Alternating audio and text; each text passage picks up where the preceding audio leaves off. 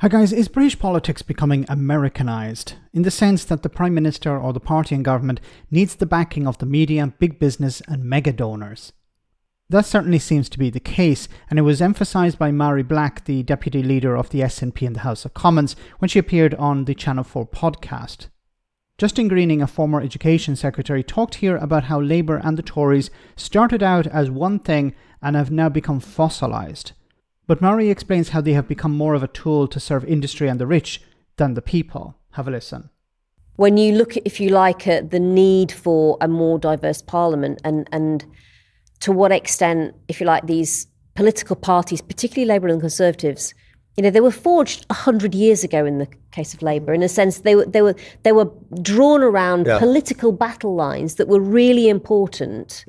But in a sense, those battle lines are quite different in a way for Britain now. Absolutely different. And so you've got these original parties almost stuck, like bits of furniture that almost need to be updated, and they're trying to find ways to update them themselves, but actually, can they do it? There's also, I think, an argument to be made as well about, if you take a step back and look at politics more broadly, is that I think the UK's started to go down the same path as America, in the sense that realistically you won't be Prime Minister unless you have big business, millionaires, billionaires behind you, whereas it should be people that decide what the government is. And we've ended up in a system where, as I say, the two main parties don't appear to be that radically different. And she's completely correct. It should be people that decide, not businesses that decide. And it is concerning that, the two main parties, Labour and the Conservatives, are always reaching out to business. Now, if you're receiving significant amounts of money in donations from multimillionaires, billionaires and business, who are you going to listen to when you're in power? Labour has become a very broad church, and it's becoming even broader with the addition of Natalie Elphicke. But what does that mean for people? Because, as I keep saying, if you're listening to business, you're not listening to people. And it seems really concerning to me that the Labour Party is also relying on the Rupert Murdoch media outlets, for example, to get their message out. Now, they will say, well, we need them to reach out to people who don't normally vote Labour. But what is the goal here? Is it just to get into power, or is it to get into power to implement policies? Because something that has attracted me to British politics in the past was how different the parties are. Labour on the left, the Conservatives on the right. Labour representing the working class, the Conservatives representing the upper class, and the Liberal Democrats in the middle. So everyone was sort of, in a sense, represented. But what's happened recently is, economically, the two parties are not that much different, but socially they are different. So obviously the Labour Party, at the moment anyway, is much more socially liberal, while the Conservatives are more socially conservative. But on economics, Rachel Reeves has talked about maintaining Tory policies when it comes to economics, a lot of these policies and these restrictions.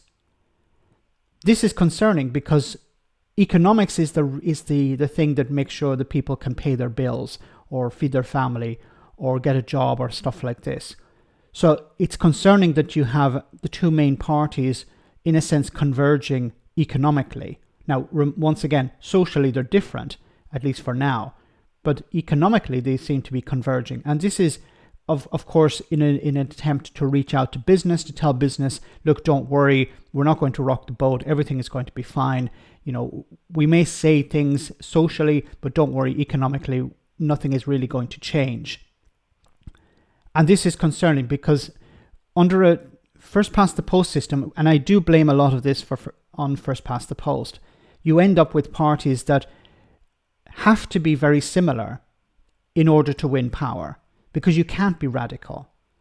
So that's why it would be beneficial for the public to have a PR system where you could actually vote for parties that agree with you. Because so many people at the next election are not going to vote for Labour because they agree with Labour's policies. They're going to vote for Labour because they don't want the Tories to remain in power.